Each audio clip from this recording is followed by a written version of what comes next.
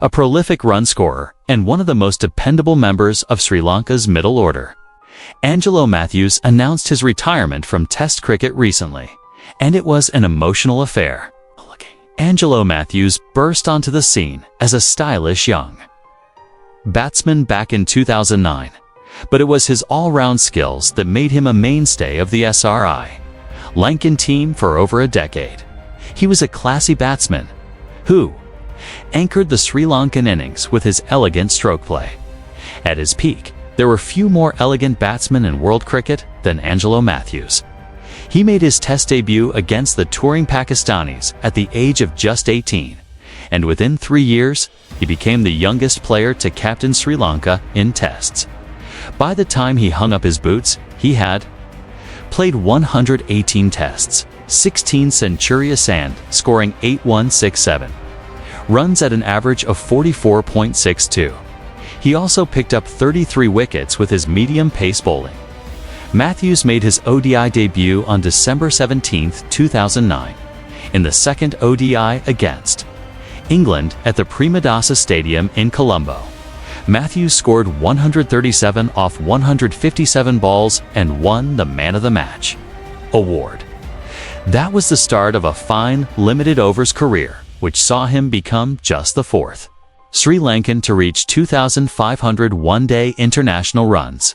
Only 2 months after making his ODI debut, Mathews made his T20I debut in an away series against Etihad, England, in June 2010. He captained Sri Lanka in all 3 formats at various points during his international career. While many expected him to emulate Mahala Jayawardene and become a modern-day great of Sri Lankan cricket, it wasn't meant to be. Yes, Angelo Mathews had all the strokes and the temperament to succeed at the highest level. He was blessed with an effortless elegance that made batsmen of his stature look ordinary. Angelo Mathews' best years were spent under immense pressure, as he led Sri Lanka during their transition phase. Many would argue that he should not have been made captain in the first place, because Sri Lanka did not win many games during his tenure. However, he led from the front and was always positive. It takes a certain type of character to lead a team through such uncertainty. And to his credit, Angelo Mathews never wavered. His team might have lost a lot of matches, but they played fearless cricket under him.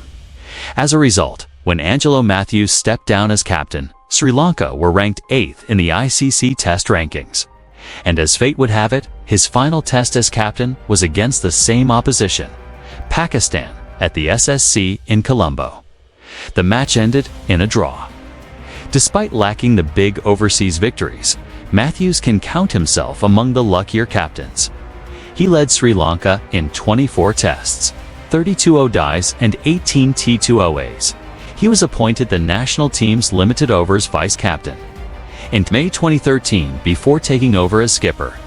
In August 2013, Mathews held the position until January 2015, when he was forced to resign following a poor run of results. This included a 1-4 Test defeat in India and a 0-3 ODI series loss in South Africa. Mathews is one of only 6 players to represent Sri Lanka in all 50-over and 20-over formats. The others are Tila Karatne, Dilshan, Kumar Sangakkara, Mahala Jayawardene, Laseth Malinga, and Saranga Lakmal. His retirement may have come earlier than he would have hoped, but injuries and the emergence of exciting young talents like Danushka Gunathelaka and Avishka Fernando meant that there was no way back into the side. A shoulder injury in 2018 kept him out of action for over a year. And when he returned, he was never the same again. In fact, it was sad to see the great man struggle with his form and fitness in the twilight years of his career. When he hit that sublime century against England at Headingley in 2014, it looked like he would go on to score hundreds more for Sri Lanka. Sadly, that was his last overseas century. Angelo Mathews will be remembered as one of Sri Lanka's finest ever all-rounders. At his peak, he was simply a joy to watch, and even his detractors cannot deny that he gave his all for Sri Lanka. He was one of the most elegant batsmen of his generation, and it was an honor to watch him play. Thank you, Angelo Mathews, for everything.